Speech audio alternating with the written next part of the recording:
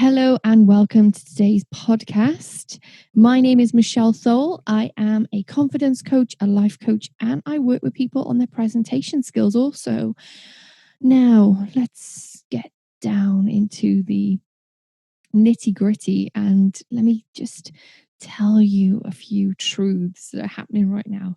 First of all, it is raining outside so badly that I hope you cannot hear constant rain. However, it might be a little bit of ASMR for you, but I'll try and edit most of the sound out in post production. But fingers crossed, everything will work out right.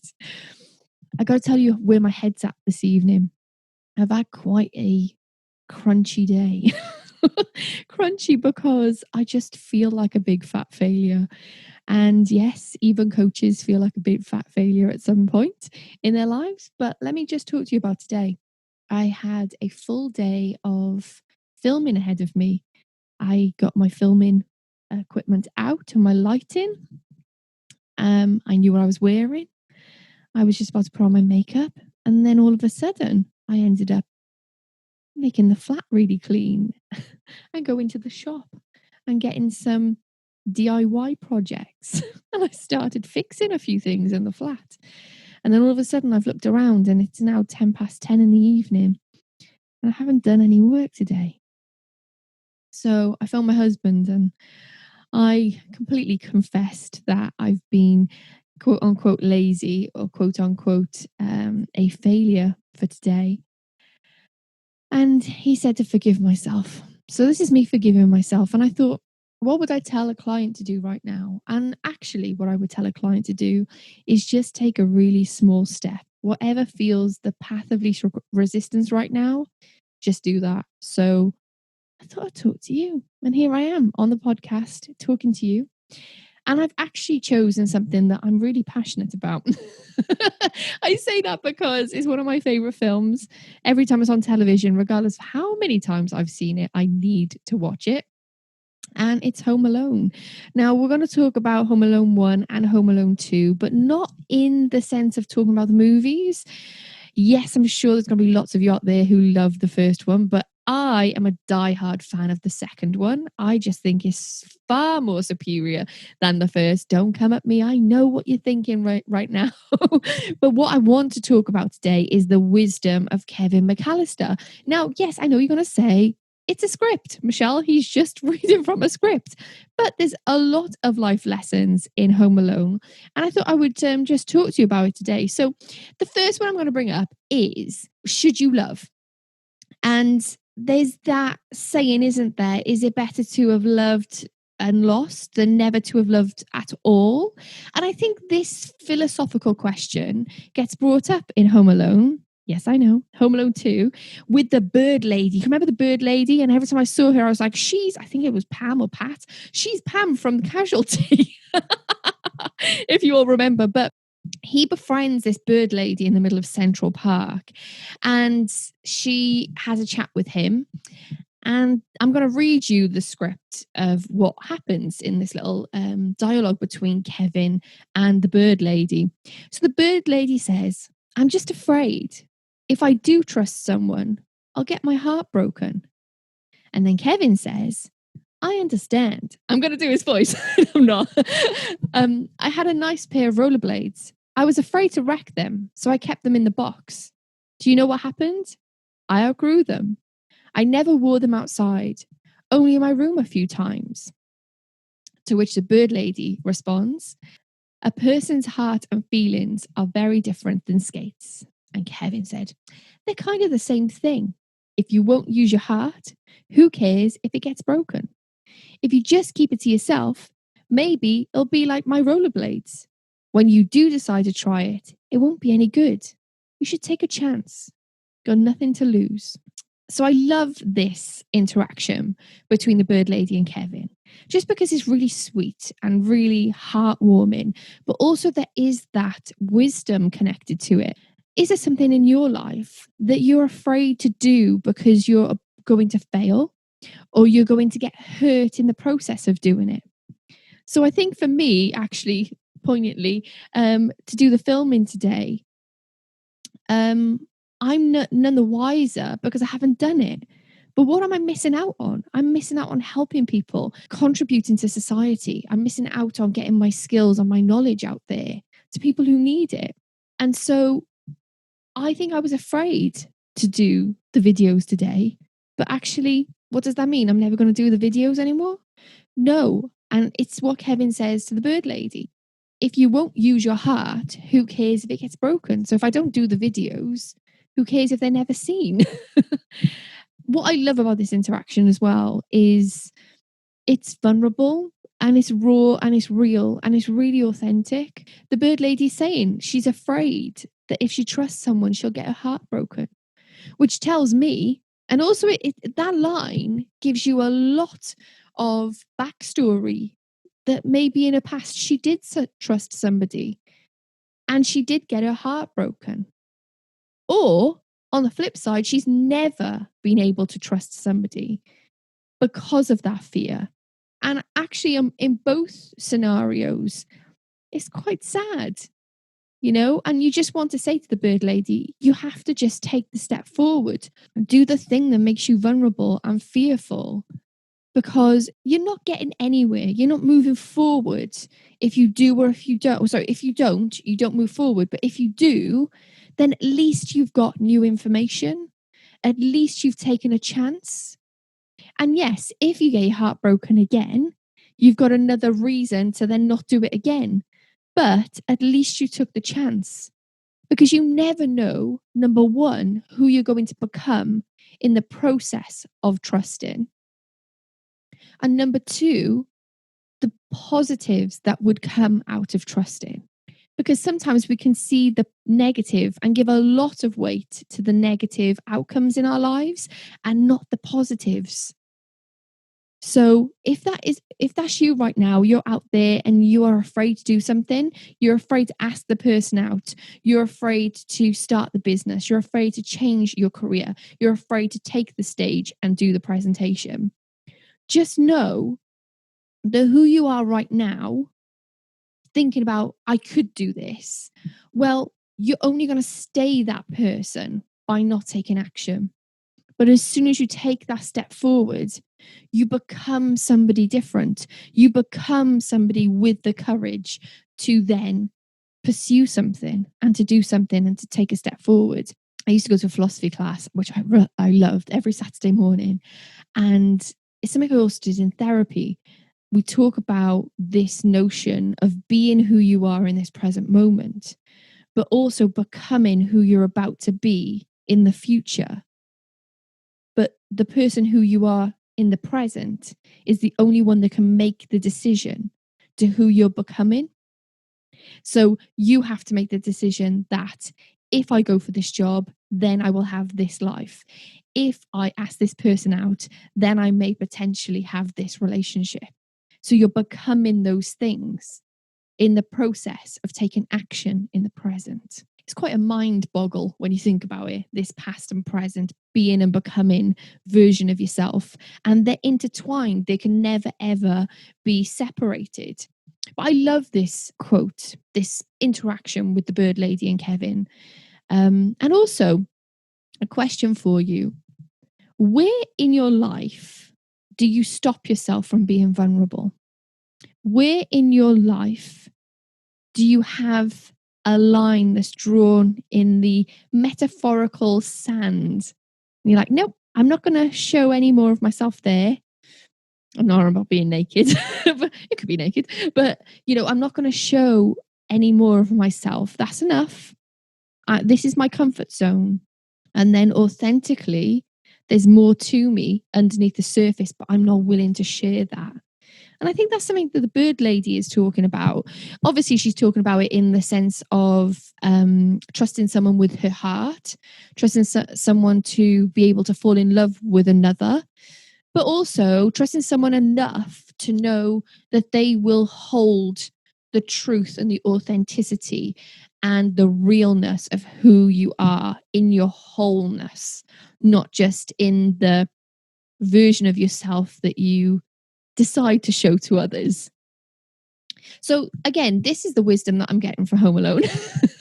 I'm sure others are like, yeah, it's just a kids program, Michelle. But I love it. I just absolutely love it. So let's move on then. We're moving to Home Alone as the first one now. I know I just said the second one was my favourite, but we are going to take a few lessons from the first film. Let's talk about when Kevin is on his own in the house. Yes, he's done the whole, I think he's done the aftershave kind of bit at this point. But he heads down to the basement to do some laundry, or washing is what we call it in the UK. He goes down there to do some washing, and he sees the furnace. And the furnace is this big thing. It's a great... We don't have those in the UK. I don't think we do anyway. And I'm guessing it heats the house. We have a very different thing. I think we have both. I don't know what it is. I'm guessing it's a heating system. Oh my goodness me. Anyway, it's a furnace and it looks a little bit like the front of a train to me. Never seen one in my life, but this thing comes to life. It's something that in his young experience sees this furnace is like going to eat him. It's scary. It kind of makes a noise. Hi, Kevin, or whatever it does.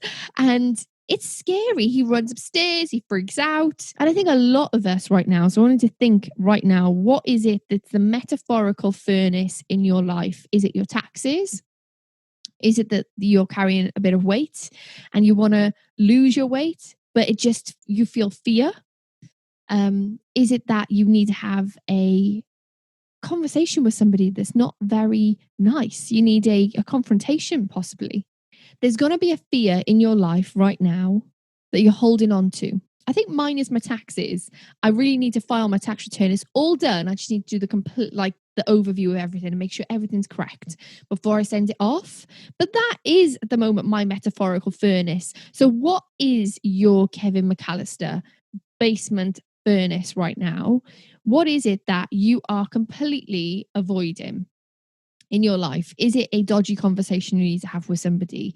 Is it that you haven't met a deadline and you are scared to see your boss? Is it that you're not preparing for an exam or a presentation coming up or a webinar that you need to prepare for?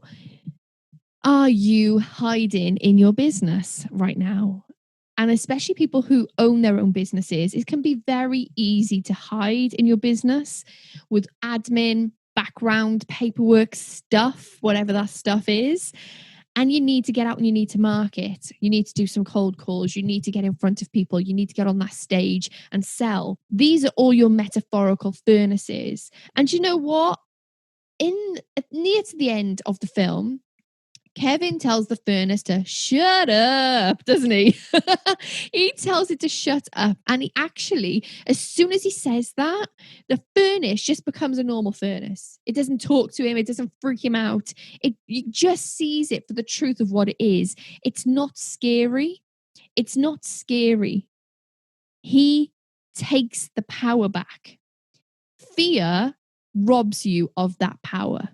So today, whatever it is that you have that fear or you're avoiding or you need to get done, but you are procrastinating, get it done. Me doing this podcast right now, talking to you in this microphone on this lovely rainy night is me saying shut up to my metaphorical furnace. Half an hour ago, I was on the phone to my husband calling myself a failure. And here I am. Things can change. You can say shut up to your metaphorical furnace. So there's a lot of wisdom we can take from Kevin and his lessons in life. And I think that's the reason I really love children's movies, actually, because they always have this little moral to the story. It's never just, oh, yeah, okay. Not that it's the most happiest storyline, like the kid gets left alone and then he has to fend for himself.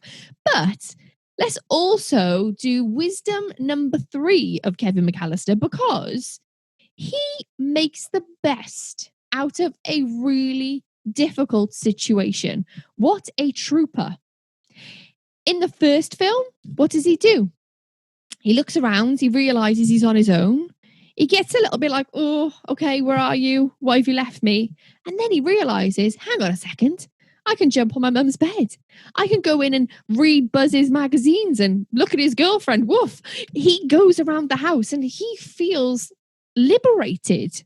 He feels really liberated. Yes, I know there's going to be the bit with the robbers and stuff like that, but he does make the best out of a very difficult situation. So I want you to think back in your life when the proverbial hit the fan for you in your life. When did you rise? How did you rise from something that made you feel small and less than and powerless? How did you get out of that situation? I want you to think of that moment right now. And I want you to think about all the qualities and the energy and the motivation and the resilience and the determination you needed to muster from somewhere to get through that situation. How did you do that? And that's something that Kevin had to do. And I really applaud him. He was like, what, 8, 6, 8? Probably 7. Okay, so let's talk about wisdom number 4 of Kevin McCallister. We're going to keep with the theme of the 2, actually. We're going to use the 2 films. And this is Ernie and I want to say Bert, but that's not right, is it? That's Sesame Street. So the 2 robbers. And what I love about it is he makes up this elaborate plan. Yes, I know for a youngster, it's very elaborate, but we'll just go with it. It's Hollywood. But what I love is just when he hits them with paint pots, puts a tarantula on their face, electrocutes them, puts an iron on their face and scorches them. The best line, one of the best lines, there's loads of lines from the film, but one of the best lines of the film is, "You guys give up or you thirsty for more?" Sorry, all the Americans out there, my accent's pretty bad. But that is Kevin saying, bring it on. What else have you got? And sometimes when we are in the middle of the battle, when we're in the middle of executing an action plan or getting to the top of the goal mountain, you've set yourself a goal, you've set yourself a target. And sometimes you look around, don't you? And you go, oh, I've got this. I've got this. This is working. You guys give up or you thirsty for more? So there's that confidence there. There's that feeling that you put the work in, you've planned, and look at this. And I had that feeling actually at my wedding day. Late in the evening, we were all dancing away in the evening. And I remember just looking around and thinking to myself, this is going okay. And if anyone's planned a wedding out there, you will know the feeling. A lot of people said, were you nervous to marry my husband's Phil, to marry Phil? And actually, I wasn't nervous at all to marry Phil. I was just nervous about all the plans I had put in place and that everyone had a good time. So that moment was a moment of like, oh my goodness, this is actually working out. Now have a look what we've got planned for you. And this is what we got, and there's something else coming up, it was this real feeling of, I've got this, there's more to come. So where in your life right now or in the past have you had that thought that way back when you couldn't do something and now you are doing something, and you catch yourself in the middle of doing something and you're really chuffed that you're actually doing it? I'm thinking of myself when I learned to ride a bike. I think to me, when I think of those things, the skills come to mind for me. So yeah, I feel that's how I felt anyway. And I wonder where in your life you have that feeling as well. You really pat yourself on the back. Yeah, this is going okay. I'm doing this. Right. So let's move on to wisdom number 5 of Kevin McCallister. Just before the baddies turn up, he has a little pep talk to himself, doesn't he? And do you do this? You have a little pep talk? He says in the film, "This is it. Don't get scared now." I love that bit. I love it. He talks to himself like, this is going to be either like the make or breaking of me. And I wonder where in your life you've had a little pep talk to yourself. Where have you had a pep talk? Where in your life has that pep talk really mattered? Has it been if you've been in labor and you're giving your little pep talk? I can do this. I'm really tired. It's the last bit now. I can do this. Is it before you ask somebody out? My little pep talk actually came when I was doing my A-level drama exam. And I put so much effort into the practical exam. And I knew that all of that practice came to that one moment and my one practical exam. It was such a big deal. And I gave myself a little pep talk in the mirror before I went on stage. And I have to say, there was a moment when I was on stage when my brain actually went blank and I couldn't remember any lines. And I just remember giving myself a little pep talk as well. Like, you've got this. You've got this. Just relax. And I just pretended like I was looking out to the audience in a pensive mood. And all of a sudden, all my lines just came back into my brain. So where in your life have you given yourself a pep talk? And did it work? Sometimes it doesn't alleviate all of your emotions, but what it does is it gives you that little bit of certainty to move forward in the action you're about to take. And it also gives a little bit of reassurance that you're going to be okay. And I really love this part in the film.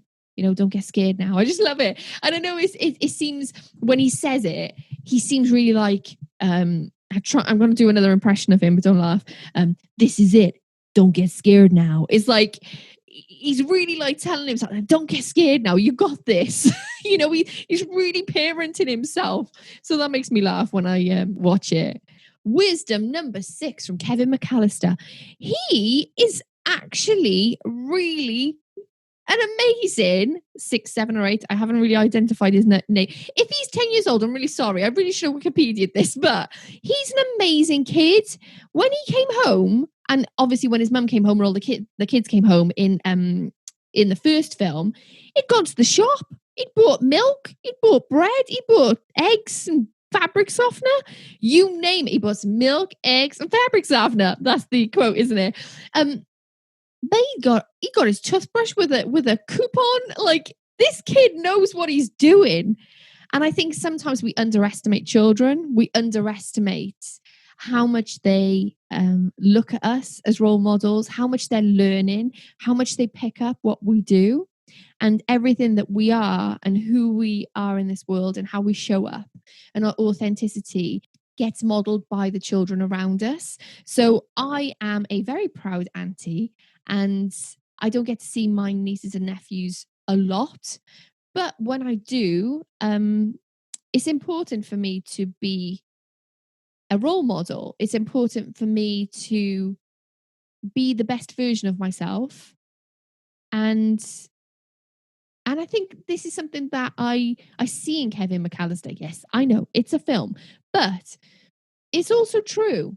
We need to give props to our children out there in the world because they are really intelligent and astute. They know the world in their own little way, obviously, in the way in which they can know it, but they are amazing human beings. I love Home Alone. One of the reasons why is because I love the family aspect of it. And they're not perfect. The family are not perfect. They left their kid alone. They forget to put their alarm on, or there's an electrical storm. Like, life happens to them, regardless of whether they've got this big house, regardless of whether the dad's got a good job, regardless of whether it's Christmas time. They just live in life, and life is hard sometimes. And I think that's what I loved about Home Alone. And something that I have a problem with Hollywood films in general. Sometimes they sugarcoat the family dynamic. And what I loved was it was just about something going wrong and another thing going wrong and another thing going wrong. You can identify with Buzz who just wants his creature comforts, and he's a bully, isn't he, Buzz? But you can also identify with that teenage mentality. I think I identify most with the sister who's like, you're what the French call les incompetents, because she seems so put together. And yes, I've got all my packing done. I quite like that sister. But then also, we completely forget, in the first movie, Kevin McCallister meets his neighbor, who, again, he's really scared of because Buzz tells him he kills people with his ice shovel thing. It's not the official word for it. And then he makes friends with him and realizes that he goes to church and sees him there at church, and he goes to see his granddaughter singing in the choir. Oh my goodness, the most amazing version of Oh Holy Night playing in the background. And that's what I love about Home Alone. Kevin has these preconceptions of people. He has the preconception of the scary neighbor. He has the preconception of the bird lady in Central Park. And he actually sees the humanity underneath them. It doesn't matter whether the bird lady's full of pigeon poop and pigeons and seed and smells. He sees the humanity. And I think a lot of people would do a lot better in life by having that. Yeah, by having that message. That regardless of where we are, regardless of where you find somebody in their life, if they're struggling, if they are homeless, if they're addicted to some substance, there's humanity there. And the reason they're there is because they've gone through something really traumatic. And it could happen to anyone at any time. There we are. So that is the wisdom of Kevin McCallister. What other movies have you seen or are your favorites that are absolute wisdom? And I mean, Harry Potter's got tons. I could do a 10-part series on Philosopher's Stone alone. But I am a Potterhead. So yeah, it's it's what I love. So let me know. Comment down below. What is the most jam-packed, wisdom-packed, that doesn't make any sense, but what life lessons are in movies that you love? Thank you so much for listening today. Again, my name is Michelle Thole. It's been a pleasure. Wherever you are, whatever you're doing, shine your light bright, and I'll see you again soon. Thanks for listening.